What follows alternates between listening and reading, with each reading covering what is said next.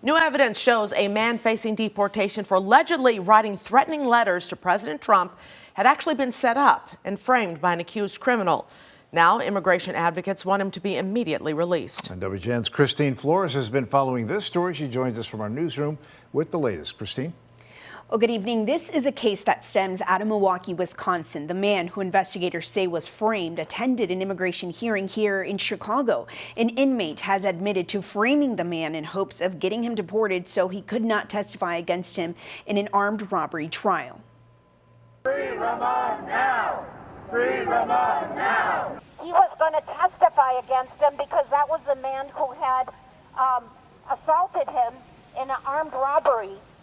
And this was an effort to game the immigration system under a hostile administration. Protesters gathered in the Loop to show support for 54-year-old Ramon Morales Reyes, who attended immigration court virtually Wednesday morning. We were requesting bond so we could get Ramon out of custody so he could be with his family while he's awaiting his hearings about whether he'll be deported or not. Immigration agents arrested Morales Reyes in May after officials claim he threatened to shoot President Donald Trump in a series of letters to state and federal officials with his name and return address.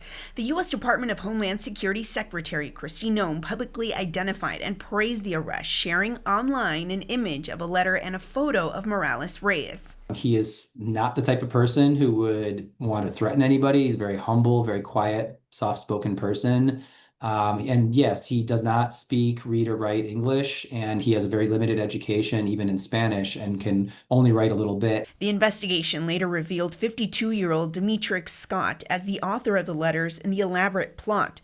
According to court documents, investigators obtained a handwriting sample from Morales Reyes depicting completely different handwriting than what is on the letters and envelopes.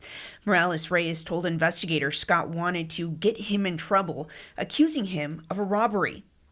Prior to the letters in September of 2023, Scott was arrested and charged with armed robbery and aggravated battery for knocking Morales Reyes off his bike, cutting him with a box cutter, and then riding off on his bike.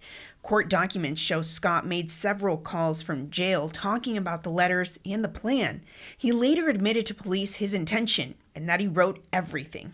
Meanwhile, Noem's post is still live. She said she will continue to take all measures to ensure the protection of the president. So there is no justification for DHS to not remove this wrongful statement and to issue a statement of nonviolence and to allow him to go free and move forward with his judicial statement and to fight his deportation.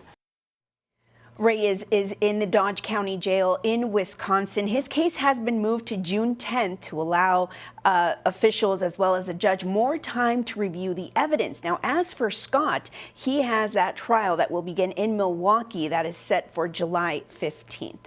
For now, in the newsroom, I'm Christine Flores. Back to you guys.